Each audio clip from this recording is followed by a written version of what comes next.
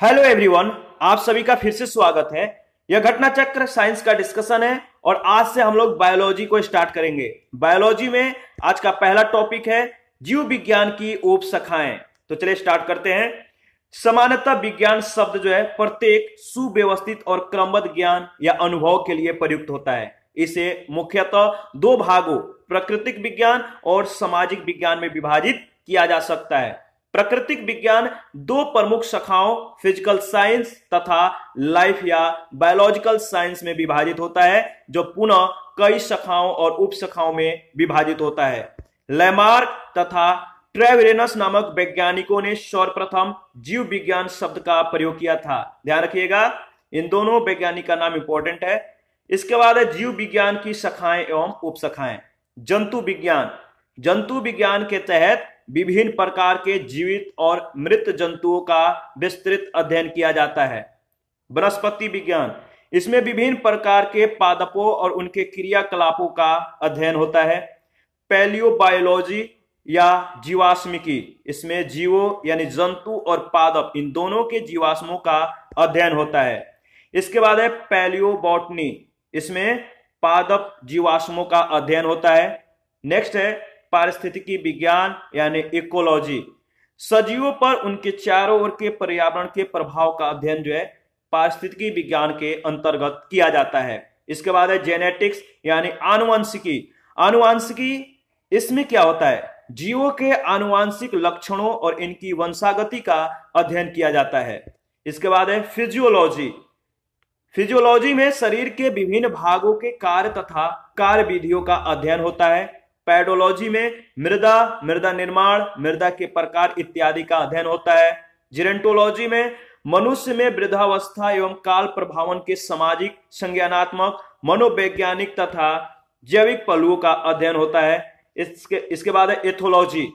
Ethology जो है मानव सहित सभी जंतुओं के व्यवहार का अध्ययन होता है। इसके बाद है बायोनिक्स। जैविक जगत, इनके जैविक जगत के गुण सिद्धांतों के प्रयोग और इनके द्वारा आधुनिक उपकरण और आभ्यंतरिक तंत्रों का जो है निर्माण होता है। और बायोनॉमिक्स क्या है, जीवधारियों का उनके वातावरण के साथ जो है संबंध का अध्ययन किया जाता है। तो बायोनॉमिक्स जीवधारियों और उनके वातावरण के साथ संबंध का अध्ययन होता है। नेक्स्ट, इसके बाद है मायोलॉजी। इसमें मनुष्य की पेशियों का अध्ययन होता है। मैमोलॉजी, इसमें स्तनधारी जंतुओं का अध्ययन होता है। बायोनॉमी, जीवों के या जीवन के नियमों से संबंधित इसमें अध्ययन किया जाता है।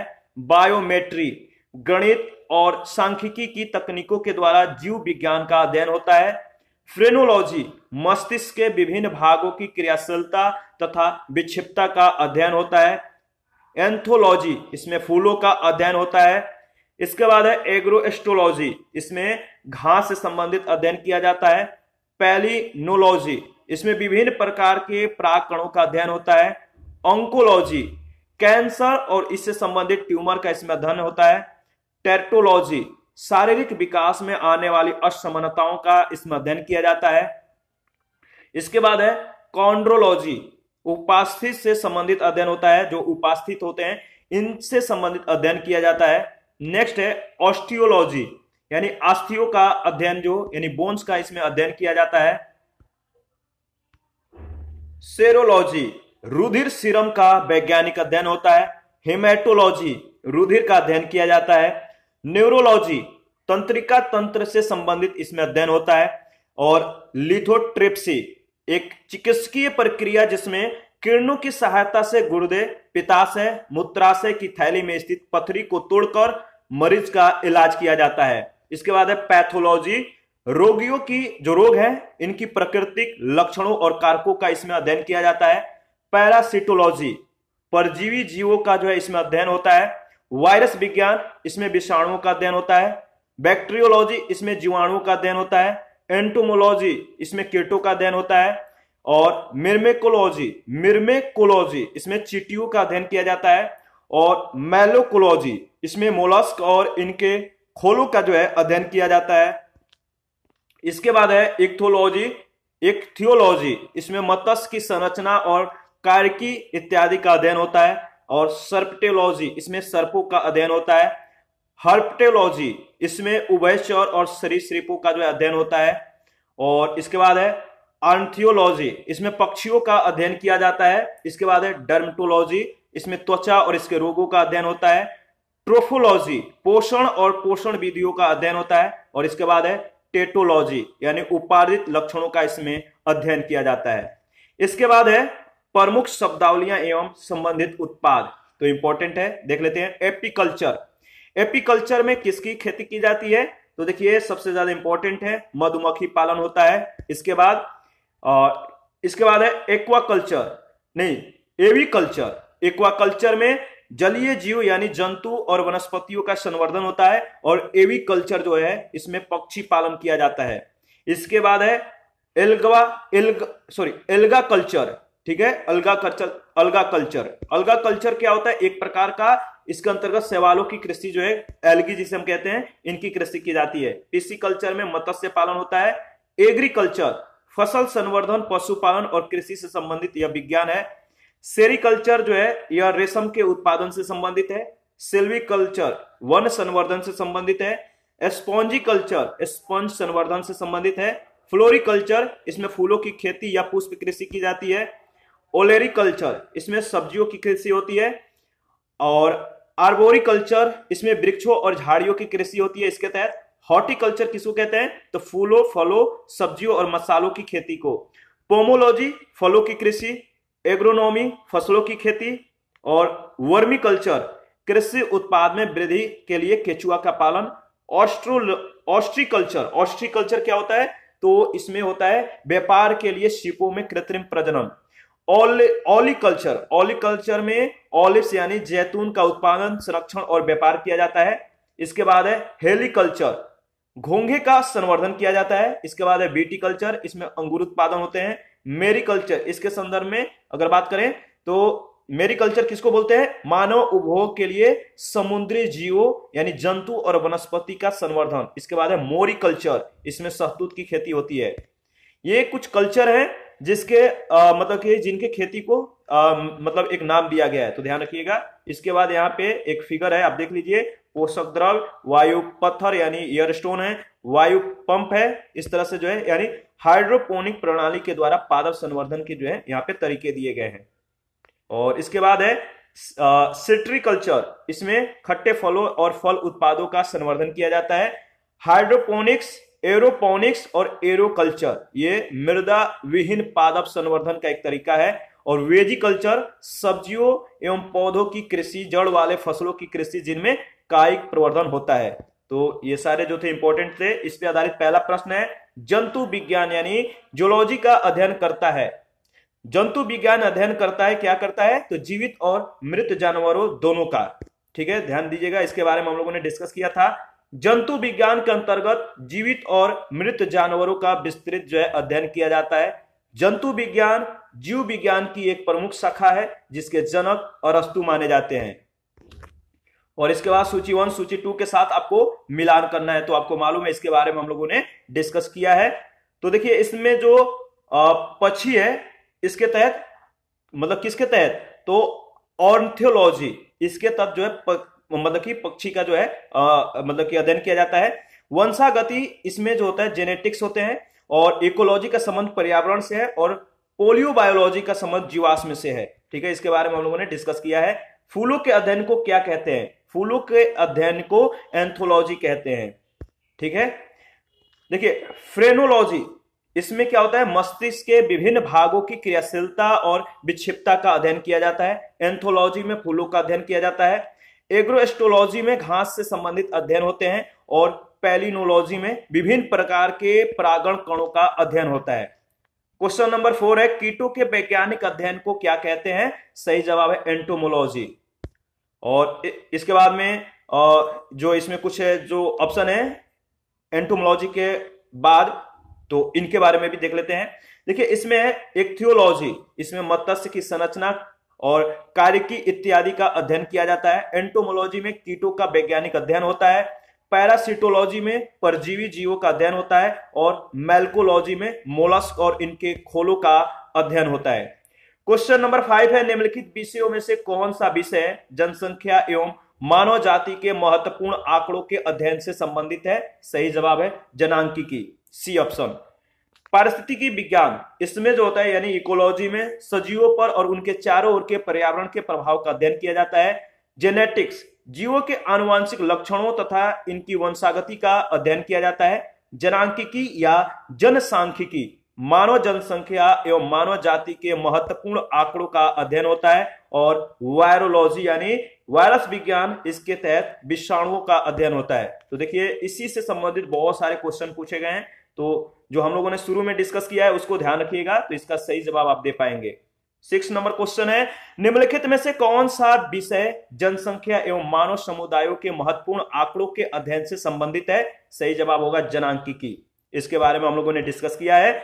जनांकिकी यानी डेमोग्राफी के अंतर्गत जनसंख्या और मानव समुदायों के समस्त निर्धारक तत्वों और उनके परिणामों का अध्ययन किया जाता है। इसके अंतर्गत जनसंख्या के आकार, क्षेत्रीय वितरण, बनावट, उसमें पाए जाने वाले परिवर्तन और परिवर्तन के उत्तरदायी कारणों जैसे जन्म दर, मृत्यु दर, क्षेत्रीय संचरण, सामाजिक गतिशीलता का अध्ययन किया जाता है। अर्थात इसके अंतर्गत जनसंख्या के गुणात्मक परिणात्मक दोनों ही पक्षों का अध्ययन और विश्लेषण किया जाता है। क्वेश्चन नंबर 7 है, विभिन्न संस्कृतियों के वैज्ञानिक विवरण के तुलनात्मक अध्ययन को क्या कहते हैं? सही जवाब है एथनोलॉजी। एथनोलॉजी, इसमें विभिन्न संस्कृति के वैज्ञानिक विवरणों का तुलनात्मक अध्ययन करते हैं। एथनोग्राफी जो है इसमें किसी विशिष्ट संस्कृति का अध्ययन होता है। और एथोलॉजी, इसमें मानव सहित सभी जंतुओं के व्यवहार का अध्ययन होता है। और एथिक्स, इसमें नैतिक आचार और कर्तव्यों का मनोवैज्ञानिक अध्ययन होता है। क्वेश्चन नंबर 8 है, जैविक जगत में होने वाले कार्य, गुण व पद्धति के अध्ययन के इस ज्ञान को मशीनी जगत में उपयोग करने को क्या कहते हैं? सही जवाब होगा बायोनिक्स।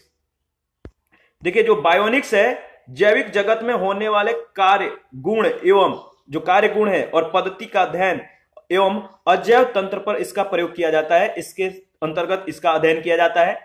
बायोनॉमिक्स जो है जीवधारियों का उनके वातावरण के साथ संबंध का अध्ययन होता है। और बायोनॉमी, जीवों के नियमों का जो है इसमें यानी लॉ ऑफ लाइफ का अध्ययन होता है, ध्यान रखिएगा। और बायोमेट्री, आपको मालूम है गणित और सांख्यिकी की तकनीकों के द्वारा जो है जीव विज्ञान का अध्ययन किया जाता है। क्वेश्चन नंबर 9 है, पैलियो वनस्पति के अंतर्गत अध्ययन करते हैं किसका? तो सही जवाब है मतलब कि डी ऑप्शन है, इनमें से कोई नहीं।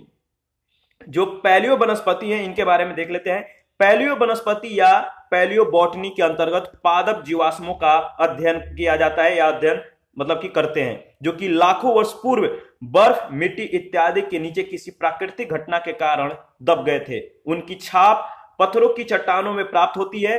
जीवाश्मों से जैव विकास के वास्तविक ठोस प्रमाण मिलते हैं। और प्रोफेसर बिरबल साहनी को भारतीय जीवाश्म वनस्पति विज्ञान का यानी फादर ऑफ इंडियन मतलब कि जो पादप जीवाश्म है इनका यानी पैलियोबॉटनी का मतलब कि फादर कहा जाता है। तो ध्यान रखिएगा, फादर ऑफ इंडियन पैलियोबॉटनी किनको कहा जाता है? तो भारतीय जीवाश्म वनस्पति का विज्ञान का जो जनक है वह है बिरबल साहनी।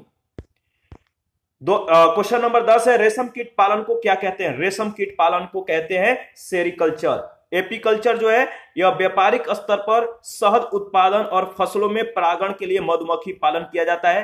हॉर्टिकल्चर के तहत पुष्प और फल देने वाले पौधों का अध्ययन होता है। सेरिकल्चर के तहत कच्चे रेशम के उत्पादन के लिए रेशम कीट का पालन होता है। और फ्लोरिकल्चर के तहत सजावट के लिए काम आने वाले पुष्पों का अध्ययन किया जाता है। इसके बाद 11 मधुमक्खी का उपयोग किया जाता है, बताइए किसमें? तो सही जवाब है एपीकल्चर में। इसके बाद क्वेश्चन नंबर 12, निम्नलिखित में से कौन सा जो है एक सही सुमेलित नहीं है? तो सही जवाब होगा सी ऑप्शन हॉर्टिकल्चर, यानी इसमें दिया है सब्जियों की खेती, तो यह सही सुमेलित नहीं है। सी ऑप्शन आपका बिल्कुल सही होगा। और इसके बारे में देख लेते हैं। हॉर्टिकल्चर जो है कृषि की एक विशेष पद्धति होता है। इसके तहत फलों की कृषि यानी पोमोलॉजी, सब्जियों की कृषि जो है ओलेरिकल्चर तथा फूलों की कृषि जो जिसे हम बोलते हैं फ्लोरिकल्चर आती है। तो ए और डी के तहत फूलों की खेती और फलों की खेती के लिए क्रमशः फ्लोरिकल्चर और पोमोलॉजी नामकरण किया गया है, जो इसके लिए विशिष्ट शब्दावलियां हैं। सी के अंतर्गत जो विकल्प सी दिया गया है इसके अंतर्गत सब्जियों की खेती के लिए नामकरण हॉर्टिकल्चर किया गया है। ठीक है, जो इसकी बृहद श्रेणी की शब्दावली है। सब्जियों की खेती के लिए इसकी विशिष्ट शब्दावली ओलेरीकल्चर है, ओलेरीकल्चर, ध्यान रखिएगा। और यदि सभी नामकरण विशिष्ट शब्दावली के रूप में ही सही माने जाएं तो आपका सी सही सुमेलित नहीं होगा, क्योंकि यहां हॉर्टिकल्चर के स्थान पर ओलेरीकल्चर होना चाहिए था। फसल एक बृहद शब्दावली है जिसके अंतर्गत सभी प्रकार के फसलें या खाद्यान्न, गैर खाद्यान्न और पशु आहार फसलें शामिल होंगी। फसलों की खेती के अंतर्गत फसल और इसके लिए प्रयुक्त मृदा भी शामिल होगी, अतः इसके लिए इसकी जो बृहद शब्दावली है एग्रोनॉमी का नामकरण उचित है। क्वेश्चन नंबर 13 है, निम्नलिखित में से कौन सा युग में सुमेलित नहीं है? तो आपको मालूम है लाख का कीड़ा, इसमें दिया गया पिसिकल्चर, तो यह सुमेलित नहीं है, सी ऑप्शन। पिसिकल्चर जो है मछली पालन से संबंधित है। और 14 नंबर क्वेश्चन है, निम्नलिखित में से कौन सी जोड़ी जो है सुमेलित है? तो बताइए। तो लेक्सिकोग्राफी, लेक्सिकोग्राफी जो है यह शब्दकोश का संकलन है, तो लेक्सिकोग्राफी इसमें जो है आपका जो जोड़ा है सही जोड़ा है। और लेक्सिकोग्राफी जो है यह शब्दकोश का संकलन है। और फिलोलॉजी भाषा की संरचना और विकास एवं इतिहास का अध्ययन है। और एंटोमोलॉजी कीटों का अध्ययन है। और आइकोनोग्राफी इसमें प्रतिमाओं और चित्रकला का अध्ययन होता है। थोड़ा सा नाम ध्यान में मतलब कि देना है आपको, नाम इसलिए ध्यान में देना है क्योंकि देखिए कभी कभी होता है कि जल्दबाजी में कुछ मुझसे जो प्रोनाउंसिएशन होते हैं उसमें कुछ गड़बड़ हो जाते हैं, तो इसमें आपको जो है घबराना नहीं है। खुद से जो है आप वीडियो को पॉज करके आराम आराम से जो है इसको रिपीट करते हुए आगे बढ़िएगा। देखिए नेक्स्ट है 15 नंबर क्वेश्चन, लेक्सिकोग्राफी का संबंध किससे है? लेक्सिकोग्राफी इसका संबंध है शब्दकोश के संयोजन से। और क्वेश्चन नंबर 16 है, सब्जी के लिए काम आने वाले पौधों के अध्ययन को क्या कहते हैं? जो सब्जी के लिए काम आने वाले पौधे हैं इनके अध्ययन को ओलेरीकल्चर कहते हैं। इसके बारे में हम लोगों ने ऑलरेडी डिस्कस किया है। ओलेरीकल्चर के अंतर्गत सब्जी के लिए काम आने वाले पौधों के उत्पादन का अध्ययन किया जाता है। क्वेश्चन नंबर 17 है, विटीकल्चर के द्वारा निम्नलिखित में से कौन एक उत्पादित होता है? विटीकल्चर, आप बताइए। इसका सही जवाब है विटीकल्चर के अंतर्गत जो है इसके विटीकल्चर के संदर्भ में अगर बात करें तो इसमें जो है अंगूर की खेती की जाती है। ठीक है, तो यह अंगूर से संबंधित है। क्वेश्चन नंबर 18 है, कीट संवर्धन क्या है? कीट संवर्धन, तो कीट संवर्धन क्या है? कीटों की वृद्धि करने का विज्ञान, ए ऑप्शन। देखिए कीट संवर्धन जो है कीटों जैसे केचुओं इनकी वृद्धि करने का एक विज्ञान है। केचुआ कृषकों का मित्र होते हैं, भूमि की आंत कहे जाते हैं। केचुआ खाद या वर्मी कंपोस्ट पोषक पदार्थों से जो है होते हैं भरपूर और उत्तम जैव उर्वरक होते हैं। तो केचुआ किसके लिए ज्यादा इंपॉर्टेंट है? यह केचुआ जो होते हैं यह कृषकों का मित्र होते हैं और भूमि की इन्हें आंत कहा जाता है। केचुआ खाद या वर्मी कंपोस्ट पोषक पदार्थों से भरपूर एक उत्तम जैव उर्वरक है। वर्मी कल्चर में प्रयुक्त वर्म होता है। कौन से वर्म इसमें प्रयोग किए जाते हैं? तो आपको मालूम है, बताइए। वर्मी कल्चर में प्रयुक्त वर्म होते हैं अर्थवर्म, जिन्हें हम केचुआ कहते हैं। वर्मी कंपोस्ट को वर्मी कल्चर या केचुआ पालन भी कहते हैं। केचुओं के मल से तैयार खादी वर्मी कंपोस्ट कहलाती है। इसके बाद है 20 नंबर क्वेश्चन, जेरेंटोलॉजी निम्नलिखित में से किसके अध्ययन से संबंधित है? तो सही जवाब है वृद्ध, जेरेंटोलॉजी। ध्यान रखिएगा, इसके बारे में भी हम लोगों ने डिस्कस किया है। देखिए जेरेंटोलॉजी जो है जीव विज्ञान की एक उप शाखा है जिसका संबंध वृद्ध व्यक्तियों से है। वृद्धावस्था में मांसपेशियां शिथिल हो जाती है और शरीर के अंग भी युवा अवस्था के तरह कार्य नहीं कर पाते। आज के वैज्ञानिक इस बात का पता लगाने का प्रयत्न कर रहे हैं कि मनुष्य में बुढ़ापा या जीर्णता लाने के लिए शरीर के कौन से क्रियात्मक परिवर्तन उत्तरदायी है। क्वेश्चन नंबर 21 है, जेनेटिक्स निम्न में से किसका अध्ययन होता है? तो आपको मालूम है आनुवांशिकता और विचरण का। जेनेटिक्स जो है जीव विज्ञान की वह शाखा है जिसके अंतर्गत जीवधारियों में जीनों, आनुवांशिकता और विचरण का अध्ययन किया जाता है। 22 नंबर क्वेश्चन है, वृद्धावस्था एवं काल प्रभावन के विषय में ज्ञान प्राप्त करने की विधि को क्या कहते हैं? वृद्धावस्था एवं काल प्रभावन के विषय में ज्ञान प्राप्त करने की विधा को क्या कहते हैं? तो सही जवाब है जेरेंटोलॉजी। जेरेंटोलॉजी वृद्धावस्था एवं काल प्रभावन के सामाजिक, मनोवैज्ञानिक और जैविक पहलुओं के अध्ययन की एक विधा है। ऑन्कोलॉजी चिकित्सा विज्ञान की वह शाखा है जिसके अंतर्गत कैंसर से संबंधित ट्यूमर का अध्ययन किया जाता है, और टैटोलॉजी शारीरिक विकास में आने वाली असमानताओं का अध्ययन है, और ऑर्निथोलॉजी जंतु विज्ञान की वह शाखा है जिसके तहत पक्षियों का अध्ययन किया जाता है। 23 नंबर क्वेश्चन है, जीर्णों यानी वृद्ध होने की प्रक्रिया के अध्ययन को कहते हैं। तो जीर्ण यानी वृद्ध होने की प्रक्रिया को कहते हैं जेरेंटोलॉजी। इसके बारे में हम लोगों ने कुछ ही सेकंड पहले डिस्कस किया है। 24 नंबर क्वेश्चन है, पैडोलॉजी निम्न वैज्ञानिक अध्ययनों से संबंधित है। पैडोलॉजी किसके अध्ययन से संबंधित है? तो मिट्टी के अध्ययन से, बी ऑप्शन। देखिए, पैडोलॉजी के अंतर्गत मृदा यानी मिट्टी निर्माण, मृदा के प्रकार इत्यादि का अध्ययन करते हैं। मृदा एक भौतिक घटक होता है, फिजिकल फैक्टर होता है, जिससे हरे पौधे कच्चे पदार्थ के रूप में जल और खनिज लवण प्राप्त करते हैं। मिट्टी भौतिक चट्टान के अपक्षय के कारण जो होता है निर्मित होता है। 25 नंबर क्वेश्चन है, अस्थियों का अध्ययन विज्ञान की किस शाखा के अंतर्गत किया जाता है? जो बोन है, इनका अध्ययन किस विज्ञान के शाखा के अंतर्गत किया जाता है? तो ऑस्टियोलॉजी। ध्यान रखिएगा, ऑस्टियोलॉजी के अंतर्गत अस्थियों का अध्ययन किया जाता है। इसके बाद ओरोलॉजी है, पर्वतों का इसमें अध्ययन होता है। सेरोलॉजी में रुधिर सीरम का वैज्ञानिक अध्ययन किया जाता है, और जियोलॉजी पृथ्वी की आंतरिक संरचना और उसमें पाए जाने वाले पदार्थों का अध्ययन होता है।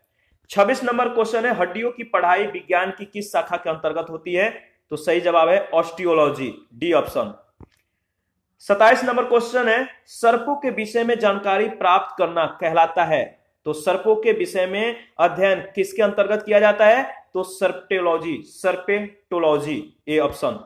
सर्पेटोलॉजी के तहत जो है सर्पों का अध्ययन किया जाता है, और हर्पेटोलॉजी जीव विज्ञान की वह शाखा है जिसके अंतर्गत उभयचर और सरीसृपों का अध्ययन किया जाता है, और ऑर्निथोलॉजी जो है इसके तहत पक्षियों का अध्ययन किया जाता है, और इक्थियोलॉजी इसके तहत मछलियों का अध्ययन किया जाता है। याद रखिएगा, इक्थियोलॉजी। इसके बाद 28 नंबर क्वेश्चन है, निम्न में से बेमेल को ज्ञात कीजिए। इनमें बेमेल कौन सा है? तो आपका है साइकोलॉजी, बी ऑप्शन। ठीक है, देखिए, फिजियोलॉजी, पैथोलॉजी और बैक्टीरियोलॉजी जीव विज्ञान से संबंधित विद्याएं या अध्ययन करने का एक शाखा है, जबकि साइकोलॉजी मनोविज्ञान इससे अलग विद्या है। ठीक है, और हाइड्रोपोनिक्स क्या है? हाइड्रोपोनिक्स देखिए, मृदा विहीन पादप संवर्धन है। हाइड्रोपोनिक्स के अंतर्गत जो है, या हाइड्रोपोनिक्स एक ऐसी प्रक्रिया है जिसमें खनिज पोषक तत्वों के विलयन के प्रयोग के द्वारा जल में पौधों को उगाया जाता है। यह पौधों को उगाने की ऐसी विधि है जिसमें भूमि में पौधे नहीं उगाए जाते। तो इसे मतलब कि आज का जो सेशन है इसी के साथ समाप्त करते हैं। आप अपना प्रतिक्रिया जरूर दीजिएगा, आपके प्रतिक्रियाओं का हमें बेसब्री से इंतजार रहता है। और जिन लोगों ने टेलीग्राम चैनल और क्विज ग्रुप को ज्वाइन नहीं किया है, तो वीडियो के डिस्क्रिप्शन बॉक्स में उसका लिंक दिया गया है, प्लीज आप लोग ज्वाइन कर लीजिए, आपके लिए बहुत ज्यादा महत्वपूर्ण है। तो थैंक यू।